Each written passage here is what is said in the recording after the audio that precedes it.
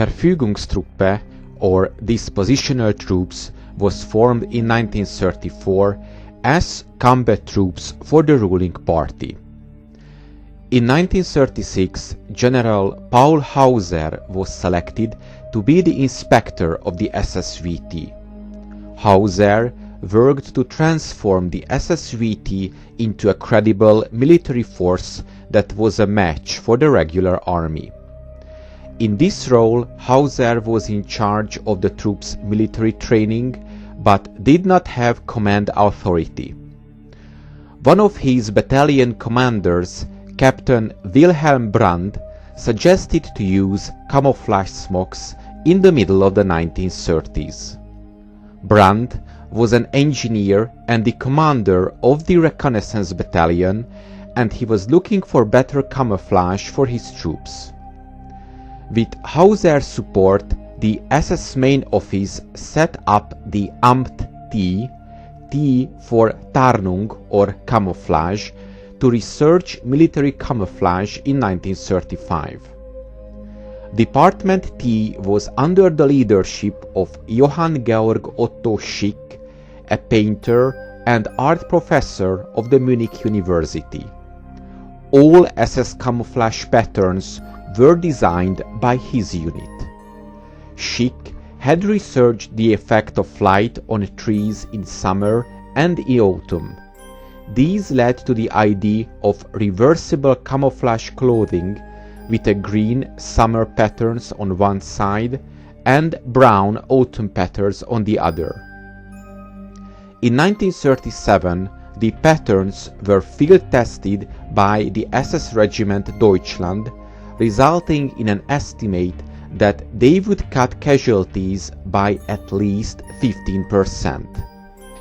In 1938, a reversible spring and autumn helmet cover, smock, in Schick's forest patterns on waterproof cotton duck were patented for the Waffen SS. The patent is said to have prevented the German army from using these patterns, which became a distinctive emblem of the Waffen SS during the war. There were 6 distinct sets of Waffen SS patterns, and many of them were made in a variety of color schemes. Smocks, helmet covers and tents were issued to Waffen SS soldiers from about 1937. Later in the war, the SS soldiers often wore a mixture of these patterns, and very often soldiers in the same unit also had a mixture of these patterns. The first one was the Platanenmuster or plane tree pattern, used from 1937 until 1943. Platanenmuster was the first to be used. There were several color schemes and several variations. The first patterns were hand-printed on huge tents side screens with no pattern repeat. The next one was the Rauchtarnmuster or smoke camouflage pattern. This appears to be a development of the later plane tree patterns with the edges of the patterns diffused. This pattern was widely used for smocks. On reversible smocks, the collar and waist hem often show the spring pattern on the autumn side of the garment.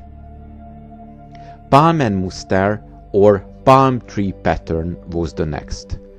This one is the rarest pattern and is only known to have been used in early designs of the smocks.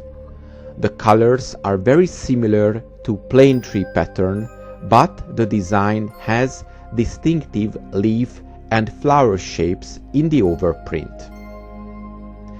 The Eichenlaubmuster or oak leaf pattern is one of the most popular late war patterns and one that appears in the widest variety of garments.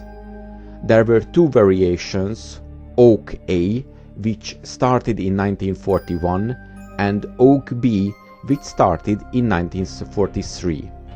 Both were used up until the end of the war.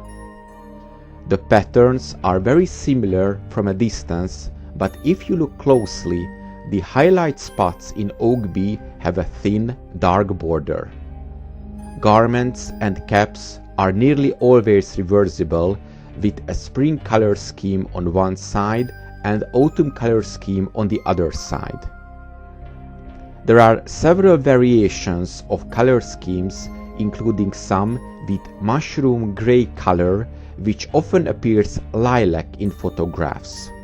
Spring color schemes usually have beige colored ground with black and bright green overprints.